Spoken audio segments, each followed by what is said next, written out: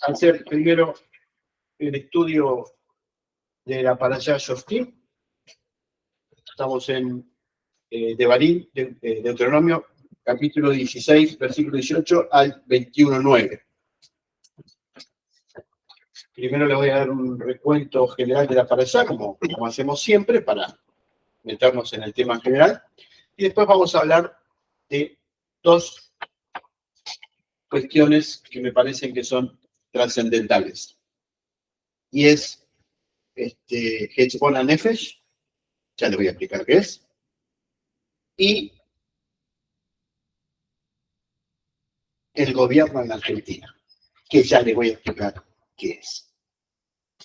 Primero vamos a la parashá en general, para contextualizar. Tzedek, justicia, justicia perseguirás. Se está organizando el pueblo en el desierto cuando lleguen a la tierra prometida y se espera que se piden que se pongan jueces para los litigios entre las personas. Porque, pese a ser el pueblo elegido, tener la Torá y haber visto todos los milagros que Dios hizo por ellos, etcétera, etcétera, etcétera, las personas entre sí tienen diferencias. Entonces, ¿cómo regular esas diferencias? Para eso están los jueces. ¿Cuál es la ley que tiene que seguir el juez? La Torá. Y cómo esta tiene que ser aplicada a los conflictos de todos los días. Entonces, ¿qué cantidad de jueces se necesitan? Muy interesante. Si la localidad es de menos de 120 personas, piénsenlo en la antigüedad, no en la actualidad. Acá en Buenos Aires, en Gran Buenos Aires hay 11 millones de personas. En las localidades pequeñas de la antigüedad, y aún en Argentina hay de tanto en tanto, había localidades muy pequeñas, aldeas. Entonces, si eran 120 las personas que vivían, se necesitaban 3 jueces. Si eran más de 120, se necesitaban 23 jueces. Pero ¿qué pasaba si los jueces no llegaban a determinar la sentencia? Entonces hay otra posibilidad más. Bueno, hay que llevar el caso a Jerusalén, donde había el Sanedrín de 70 personas, más el Kohen Gadol, 71 personas. Y si no se podía determinar qué hacer, el Kohen Gadol era el último que tenía la decisión. El sumo sacerdote era el último que tenía la decisión final. Quiere decir que los casos más complejos había que decidirlos de acuerdo al conocimiento que se tenía sobre los mandamientos. O sea, que los jueces tenían que tener mucho cuidado de no favorecer al rico frente al pobre, o al pudiente frente al no pudiente, o al que tenía amigos con la política al que no los tenía, sino que tenía que ser justo. Tzedek, Tirdof. Justicia, justicia, perseguirás. Es decir, buscar la justicia y no a quien le conviene la justicia, sino buscar la justicia. Frente a eso, frente a las costumbres de los pueblos paganos, la Torá prohíbe que se plante un árbol o que se erija una roca o que se consulte a los astrólogos o que se consulte a los astrólogos o a las huestes celestiales para tomar determinaciones. A ver qué me dice la posición del sol y esto y el otro. Si el árbol crece para este lado, entonces significa tal cosa. Bueno, para eso fue dada la Torá, que es el parámetro de vida. Entonces hay que tomar determinaciones de acuerdo a la Torá. ¿Cuántos testigos se necesitaban para llegar a una sentencia. Por lo menos 2 testigos. Por lo menos 2 testigos. Y si los testigos mentían, y se comprobaba que mentían, recibían el castigo que ellos estaban generando para una persona. Así que había que hacer bien las cosas. Eso es lo que pide la Torá. No fue lo que pasó.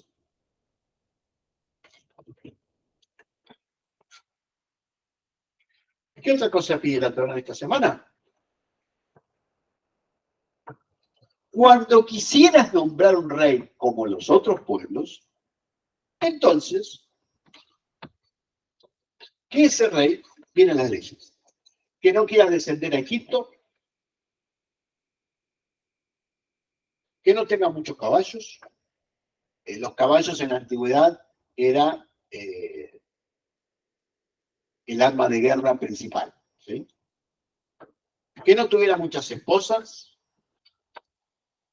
y que tuviera 2 libros de Torá. Uno para él y uno para él, para llevarlo él y leerlo siempre, y uno guardado en sus tesoros. Por lo tanto, el rey no era el hijo de Dios en la tierra o un Dios en la tierra.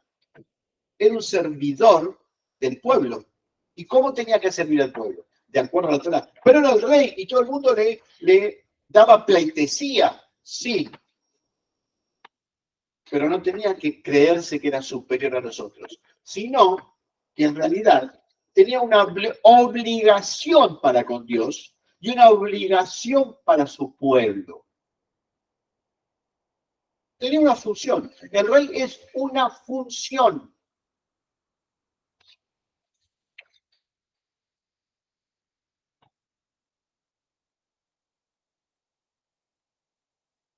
Tampoco esto se cumplió en la historia de Israel, porque vamos a leer en la historia de Israel que muchos reyes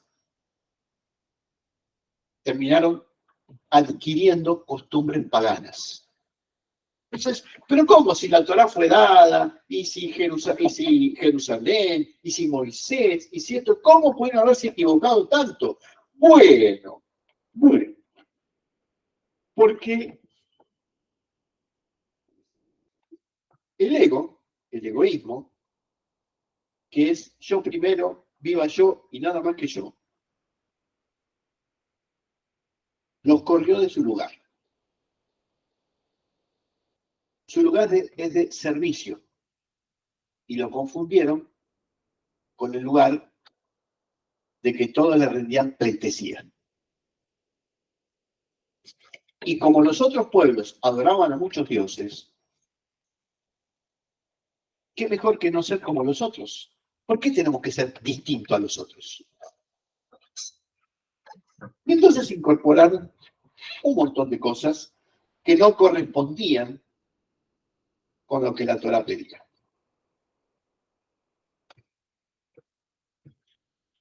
Entonces, ¿qué pasó en la historia de Israel?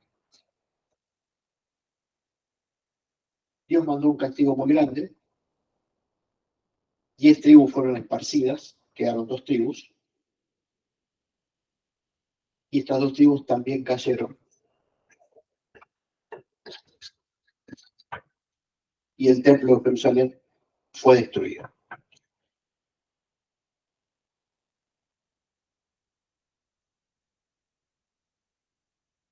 Estando lejos de la tierra, surge la sinagoga.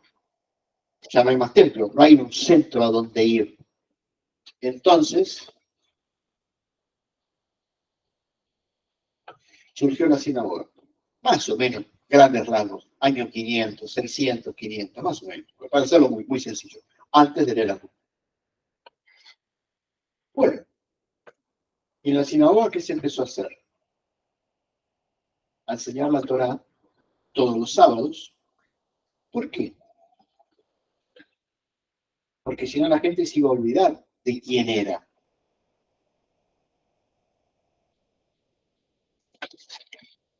Y empezaron a surgir los maestros, denominados en el pueblo de Israel los rabinos, el rabinato. Se los estoy contando muy a grandes rasgos, muy por arriba, ¿no? Bueno, se empezó a poner por escrito la Torá.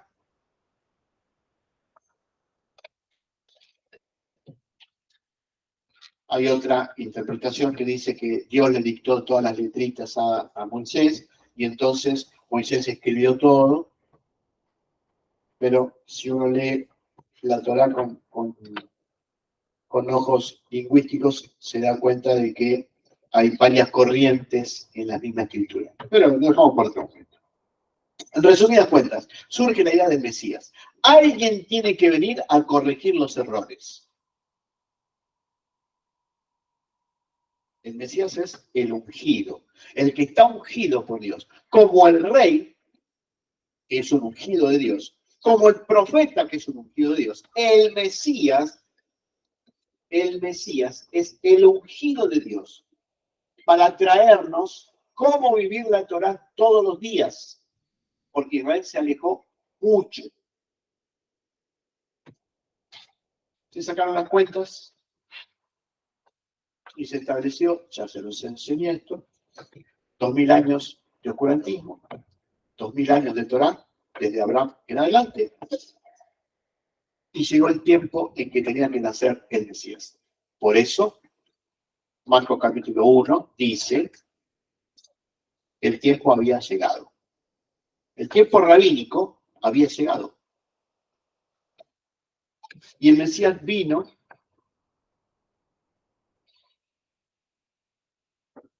a corregir los errores del pueblo de Israel de ese momento respecto a la vivencia de la Torá.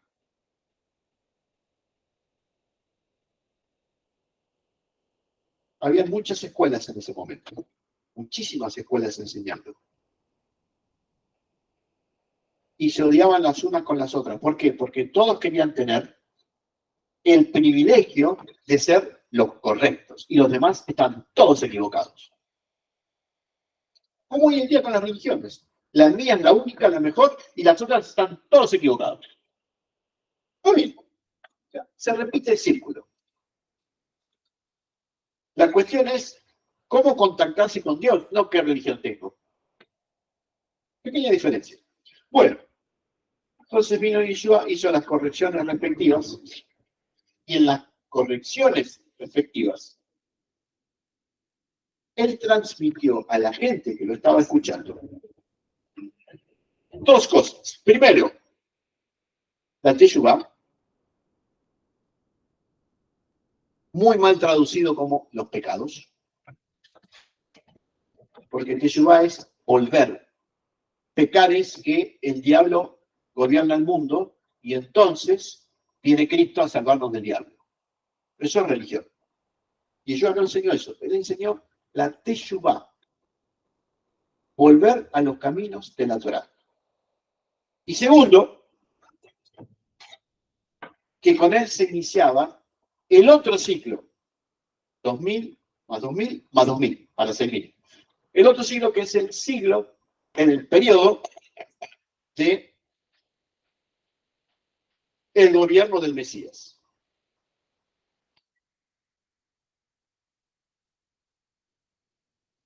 La cuestión es que el mundo no vive la Torá ni le interesa. Es más, la religión occidental es anti-Torá, porque ahora tenemos la ley de Cristo. Como que uno fuera de Boca y el otro fuera de River. Y ahora tenemos la salvación por intermedio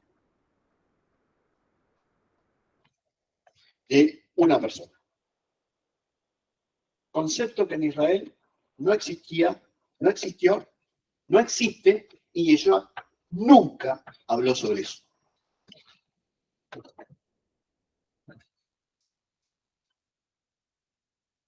Se le puede aclarar por las dudas. Imagínense ustedes, esto ya se los dije, pero vamos a traerlo para ser claritos. Vamos a una a una empresa de ventas de comida y yo les digo a ustedes, vamos a comernos un combo. Yo digo nada más que eso, la palabra combo. ¿Qué piensan ustedes rápidamente?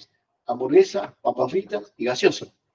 Pero no les digo, vamos a comer un combo, que el combo es esto, porque ya se sabe que eso es eso. Ahora, si yo descontextualizo, porque odio a los judíos, y odio todo lo que tiene que ver con los judíos, y tomo, entonces, ¿qué hago? Tomo la palabra combo. Ah, Cristo me enseña que tengo que comer un combo. Bueno, está bien. Fideo con tuco. Es un combo. Fideo y tuco. Hacer un combo. Lo descontextualicé con el idioma, con el lugar y con lo que la gente entendía. Tomé la palabra y le di otra interpretación totalmente ajena. Vamos al punto. La salvación. ¿Qué es la salvación? Depende de cómo lo miremos. Si tomamos solamente la palabra salvación, entonces el diablo es muy malo y no tiene nada que hacer más que traernos problemas, y viene el bueno de Cristo a solucionarnos todos los problemas. Si lo vemos dentro del contexto en el cual él habló, el idioma y lo que la gente entendía y lo que él dijo, salvación es solucionar un problema. Pero este trabajo, conseguiste un trabajo, Dios te salvó. Ahora, si te equivocaste respecto a la Torá, viene Yom Kippur. El momento de que el alma se enfrenta a Dios y tiene que recomponer sus errores. Desde el punto de vista del pueblo judío, rabínico, de la época de Yeshua y actual, nadie, no hay uno solo que pueda ser intermedio entre la barbaridad que te mandaste y la solución. Te mandaste una barbaridad, pedirle perdón a Dios y recomponer el error que hiciste. Hacete cargo de tus propias cosas. Claro, es mucho más lindo decir, sí, no, pero él, por mí, y esto, y el otro, y él, y entonces es todo figurativo.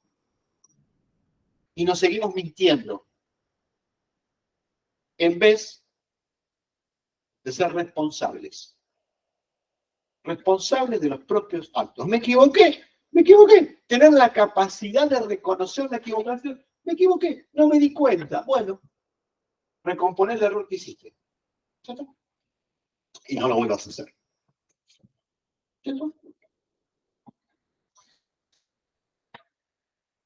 Nos equivocamos una y mil veces. Y nos vamos a seguir equivocando. Porque nadie es perfecto. No somos seres perfectos. Somos seres en camino de aprendizaje. Pero para aprender hay que ser humilde.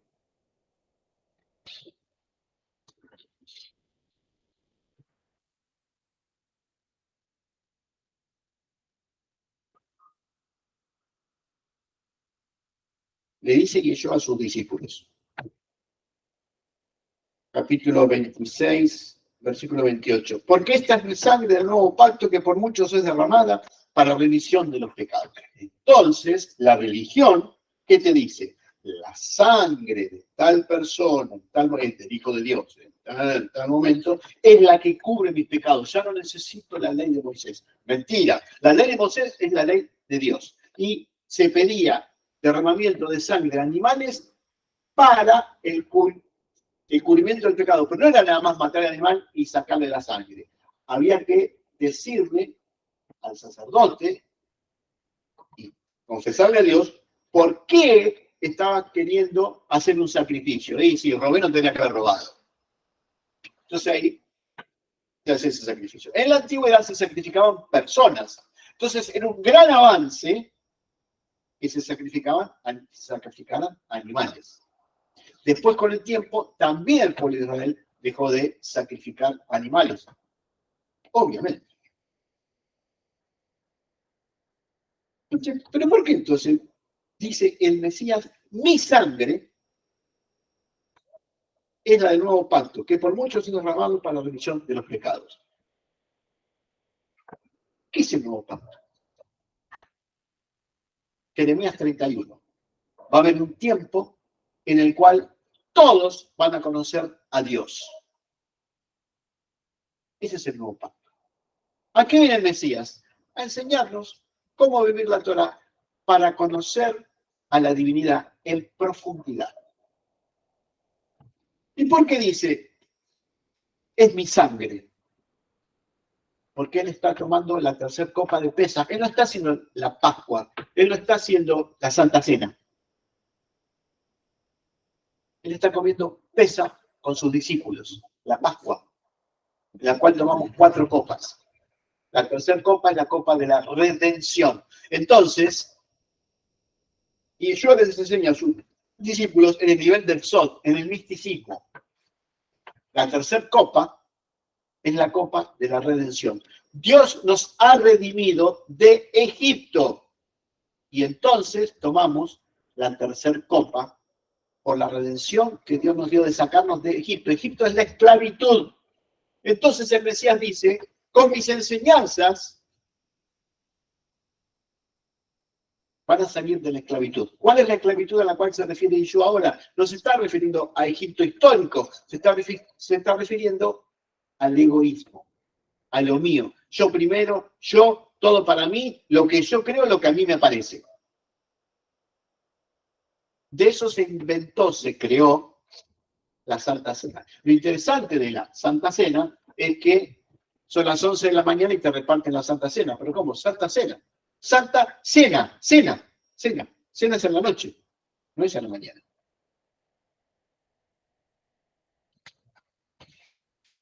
Como el combo. Combo es hamburguesa, papas fritas y gaseosa.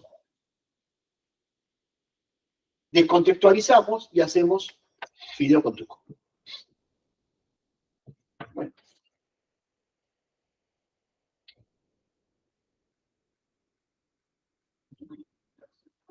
Estamos en Heshbon Hanefesh.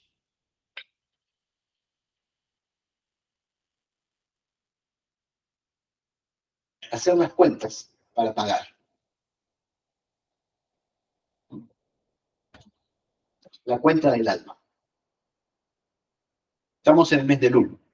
Elul es el mes previo a Tishri, que es el mes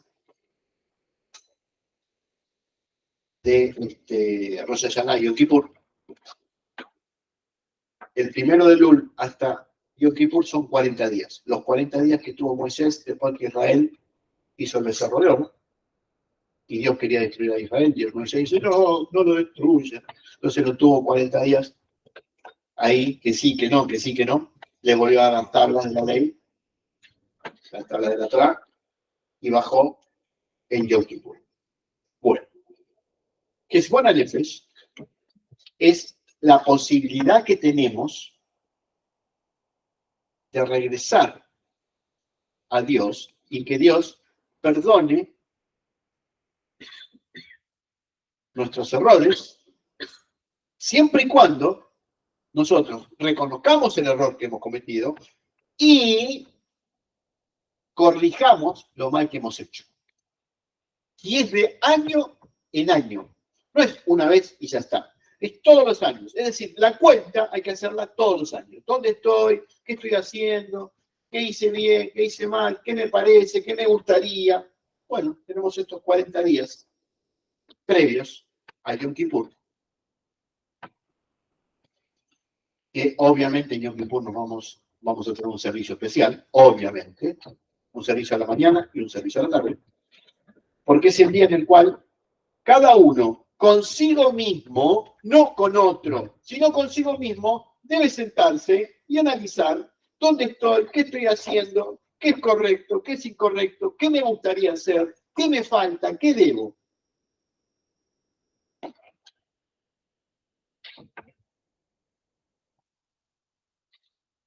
¿Y qué pasa si una persona actuó mal con nosotros? En Yom Kippur no vamos a ir a pedirle a Dios, bueno, me hizo esto, castigalo. Que la vara de Dios caiga sobre él. no corresponde. Fíjense qué interesante. Y yo hablo sobre esto. Les voy a leer para contextualizar. De cierto les digo que lo que ustedes aten en la tierra será atado en el cielo, y todo lo que desaten en la tierra será desatado en el cielo. Hay tanta ignorancia sobre esto, pero tanta ignorancia. ¿Por qué? Porque se mató la raíz, el lenguaje. El lenguaje es hebreo y es rabínico. Esto es el Sod, esto es místico. Entonces, cualquiera que enseña cualquier cosa, porque no sabe otra cosa más que leer esto e interpretar, ¡oh, que Dios haga esto y que Dios haga aquello! ¡Todo! Ignorancia absoluta. Perdón.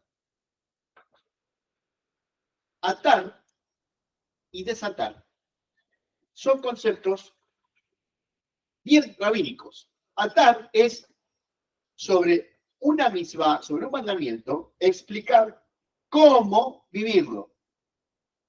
Eso te ata, te obliga. Y desatar es como no vivirlo. Eso te deja libre.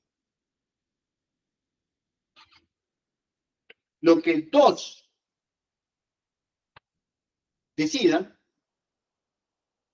va a ser tres, ya se lo voy a explicar, es lo que está permitido. Y se respeta en la tierra y en el cielo. En el cielo está Dios. La Torá ya fue dada, es incambiable. Pero cómo vivirla va a depender de la generación en la cual nos toque vivir. Entonces hay que ir siempre, hay que ir a lo que quiso decir, al contexto, a lo que quiso decir el mandamiento. Y después ver cómo lo aplicamos.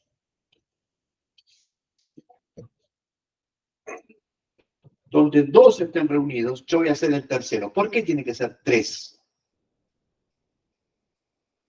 Porque se considera que tres conforman el grupo de jueces. Yo les dije, menos de 120 personas, tiene que haber tres jueces. Y él dice, con que estén dos, yo voy a ser el tercero. Les voy a dar mi presencia para que conformen el tribunal, para que el mínimo de tres sea establecido. Esto es rabínico, totalmente rabínico.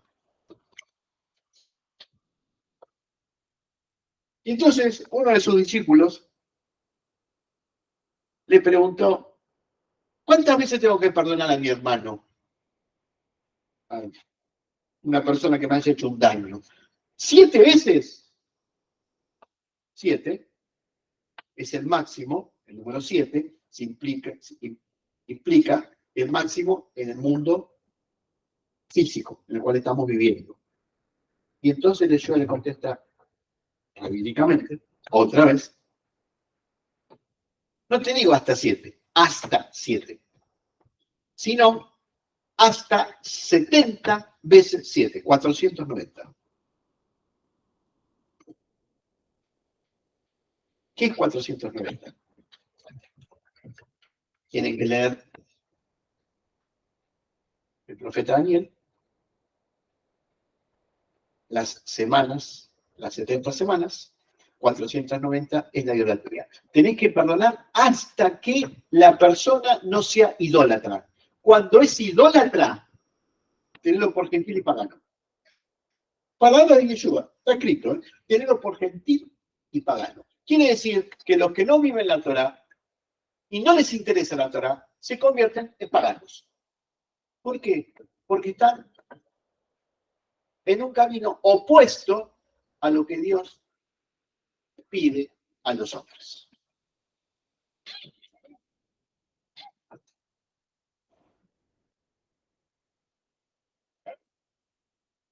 Heshbon Anefesh. Estamos en el periodo de mirar el alma. Son 40 días. ¿Cómo hacemos para mirar el año? ¿Cómo hacemos para introducirnos en nosotros mismos? Bueno, no es tan complicado. Tenemos que ser reales con nosotros mismos. ¿Qué quiero? ¿A dónde voy? ¿Qué espero?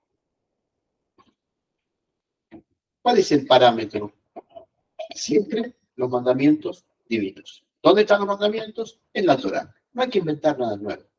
Ya está. El problema es vivirlos.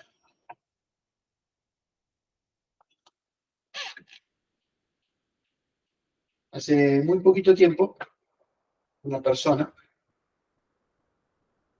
me escribe por Facebook y me pone que está bajo la ley de Cristo y no bajo la ley de Moisés.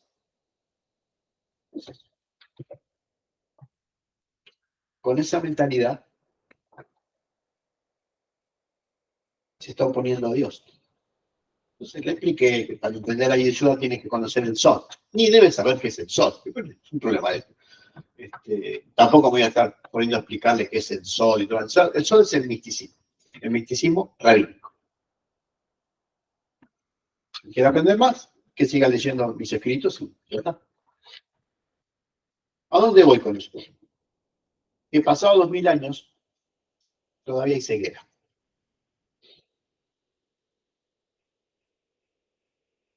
Y en vez de comer hamburguesas, papas fritas y Coca-Cola, comemos fideos con tuco, porque es el comer.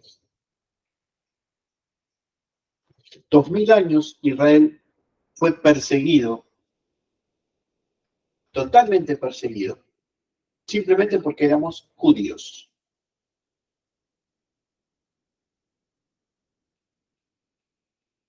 Y durante 2000 años a ningún genio se le ocurrió de que Cristo no era Cristo, no había cristianos.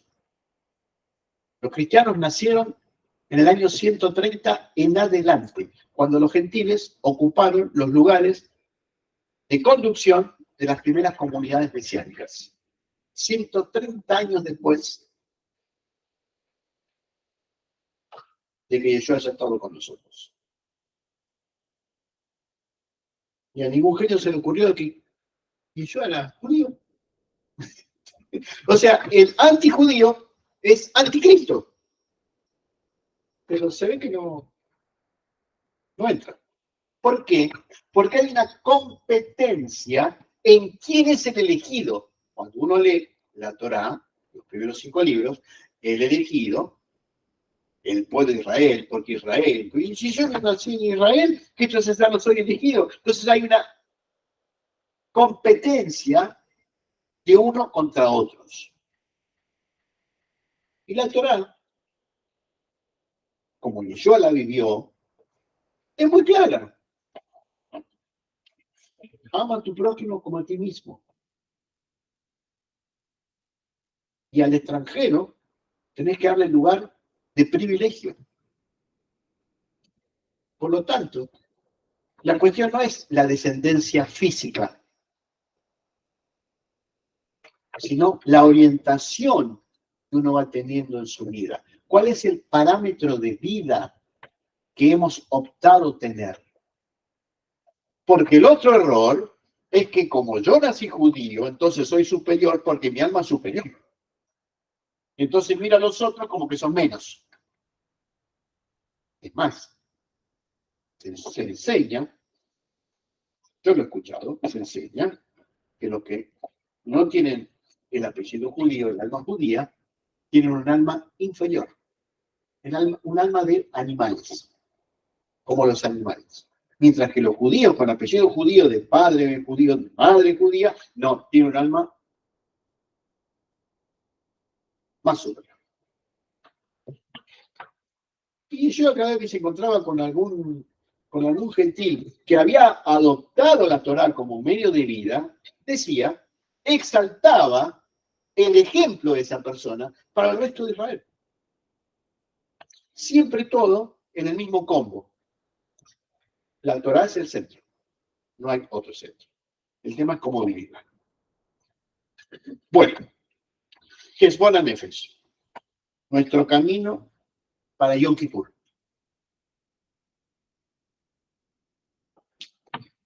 ¿Qué hacía yo a la mañana y a la noche? ¿No había Netflix? ¿No había fútbol para todos? No había. No había mensajitos por celular. No había WhatsApp. No había. ¿Qué hacían? Escrito en la Torá, oraba. Es más, se iba solo a orar solo. Porque donde él estaba, todo el mundo lo seguía. ¿Por qué? Lo querían escuchar, pero además curaba a mucha gente. Entonces, obviamente, si uno tiene un problema físico y uno se entera que Juan Pérez, vos pasás al lado de Juan Pérez o Juan Pérez te mira y te curás, vas a decir de Juan Pérez, porque además no te cobraba. Entonces, la gente se le juntaba y él necesitaba tiempo de estar solo, de estar consigo mismo para unirse con Dios. Entonces, oraba en la mañana y otras veces oraba en la noche. ¿Qué quiere decir? Que previo a Yom Kippur es un muy buen tiempo de hacer introspección, mirar hacia adentro y ver qué podríamos mejorar. Si alguien te dañó, perdónalo. Perdonar no significa ser tonto y que te dañe de nuevo. Significa no tener odio. No tener odio. Poner un límite de autoprotección. Nada más. Y dejar que Dios se encargue de mostrar lo que es correcto y lo que es incorrecto.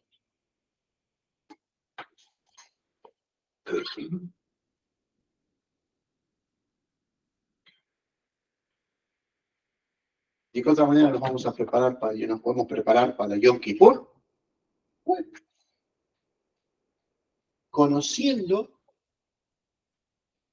qué aspectos de la Torá no los estoy viviendo y empezando a ver cómo vivirlos. ¿Por qué? Porque es el sendero para conectarnos con la divinidad. Lo que pasa es que ese es un cambio interno, no es una religión. Si yo hago esto, entonces me van a aumentar en el trabajo o me va a pasar la cosa. No pasa por ahí. Porque todo eso pertenece al mundo físico. Y el mundo físico ya está todo establecido. Lo que puede cambiar nosotros es nuestra manera de ver los acontecimientos que nos suceden. Que no nos suceden las cosas porque sí, sino que tienen un sentido. Estos 40 días tenemos la oportunidad de acercarnos a la divinidad. Ahora bien, la Argentina, cambio el tema, vamos al punto, la Argentina está viviendo una etapa muy especial. Acabaron de pasar la elección de hace una semanita y la verdad, los resultados fueron totalmente sorpresivos. No había ni encuesta ni periodista que esperaba que un candidato llegara a ser el más elegido. Entonces se revolucionó todo.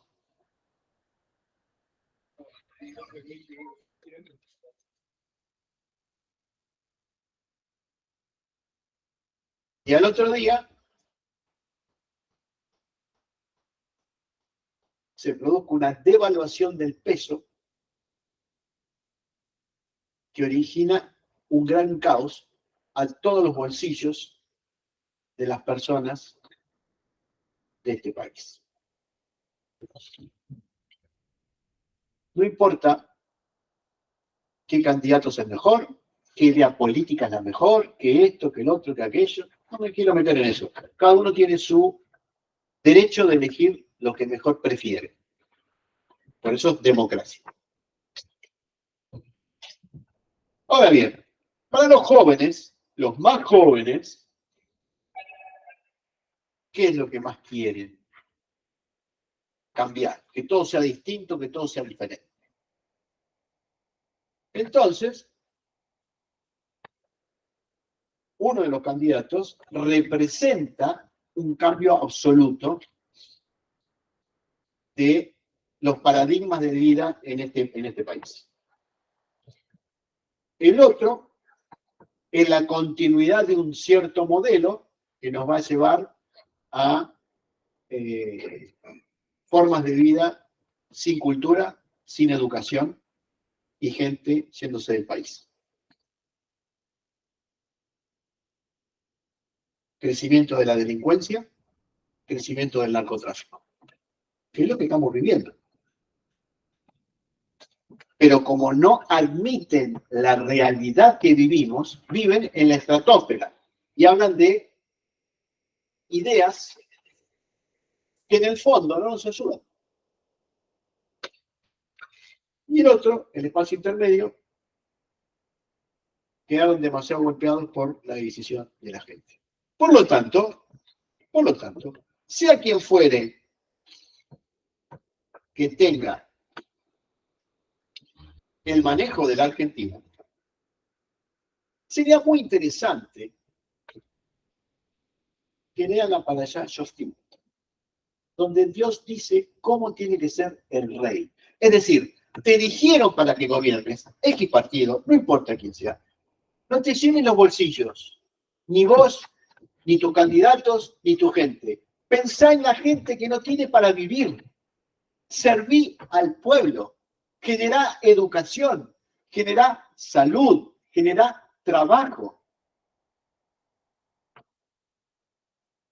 No nos cuentan ninguno cuáles son los problemas reales de este país.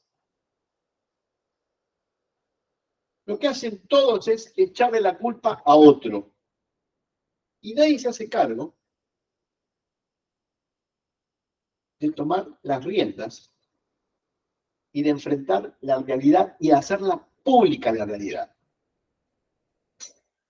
Entonces, este es malo, el anterior no fue bueno, el anterior se robó todo, cada uno tiene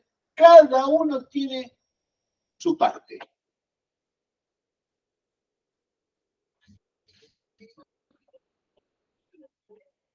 Los que estamos abajo somos nosotros, las personas comunes. Porque los que están arriba viven para sí mismos. Tienen muchas mujeres, con lo que implicaría, tienen muchos caballos, tienen grandes cuentas, tienen grandes propiedades, viajan, van, vienen, se visten bien, tienen escoltas, tienen aquello, tienen otro, viven en otro país. No se preocupan por cuánto vale el kilo de tomate o cuánto vale el kilo de manzana. Ese problema no lo tienen. Ese problema lo tenemos nosotros, los que estamos abajo. Qué bueno sería que los que gobiernen en Yom Kippur se acuerden de Yom Kippur y se presenten ante Dios reconociendo sus errores y pensando que no gobiernan porque son los más lindos y los más buenos, sino porque Dios los ha puesto en ese lugar y que tienen una deuda con Dios y tienen una deuda con el pueblo común, el pueblo común. Todos somos pueblo, el pueblo común.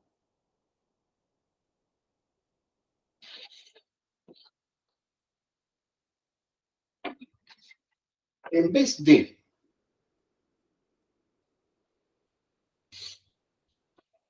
haberse formado una religión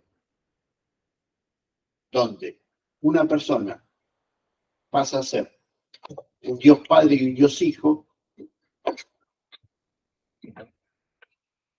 y se hubiera formado una religión, una connotación de pueblos, que tengan como punto medio los mandamientos de la Torá,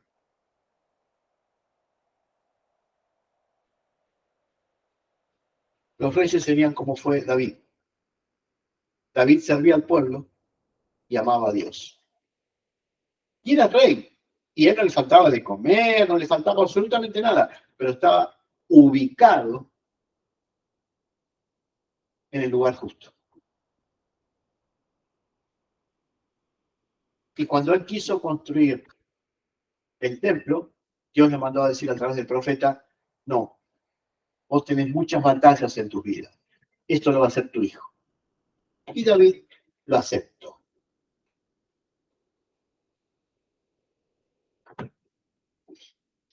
Bueno, ojalá que sea así en este bendito país. Por último, cierro con lo siguiente. No es cierto que Argentina es un país rico. Eso es mentira histórica. Tenemos el 50% de pobres.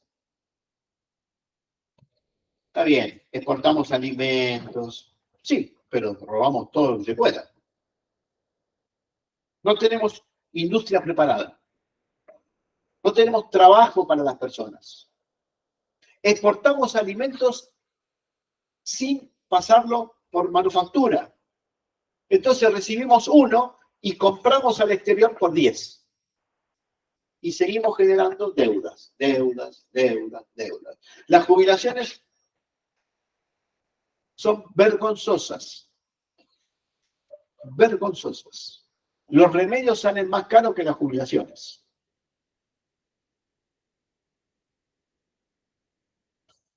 Si no enfrentamos la realidad, no la vamos a poder mejorar. Los jóvenes se quieren ir del país. ¿Por qué? Porque no estamos viviendo los tiempos finales, ya viene Cristo con las cosas que pasan. No, eso pasa en la Argentina. En la Argentina está pasando. En el resto del mundo no se vive como vivimos acá. La gente trabaja, tiene auto, tiene casa, viajes, comida, remedios. El caos lo estamos viendo en Argentina y se está empezando a ver en otros países de América Latina. Entonces, en vez de copiar a lo que les va mejor, copiamos a lo que les va peor. ¿Por qué? Porque se forman núcleos que están muy bien y el resto, que Dios los ayude. Bueno, vuelvo a insistir. Sean los resultados que sean, para Judge of Steam establece específicamente cuál es el límite del gobierno del rey. Y es interesante que el rey tiene que tener 2 rollos de Torá. Uno para él, para leerlo todos los días, y uno guardado en su tesoro. Cosa que no tenga excusas de que no tiene una Torá para leerla. ¿Pero para qué leerla? Para aplicarla. Para aplicarla. Entonces, en vez de llenarse los bolsillos, sea quien fuere, pensar que hay gente que está sufriendo mucho.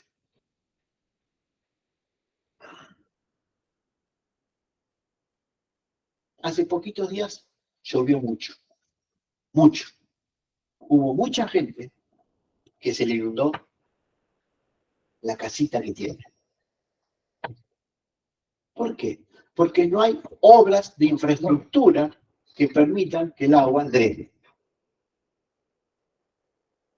Hay mucha gente que no tiene agua potable. Hay mucha gente que no tiene cloacas. Entonces, no somos un país rico. Somos un país que puede estar mejor. Pero para eso hay que cambiar la mentalidad. Y quienes nos gobiernan son los que tienen que dar el ejemplo para que el resto de la sociedad los siga. Pero los que gobiernan, sería muy lindo que conozcan los mandamientos que Dios ha dado en la Torá y cómo Yeshua lo fue viviendo. Entonces, tendremos un país rico de personas ricas, de personas felices. Que así sea. Shabbat Shalom para todos. Bueno, vamos a continuar. Página 93.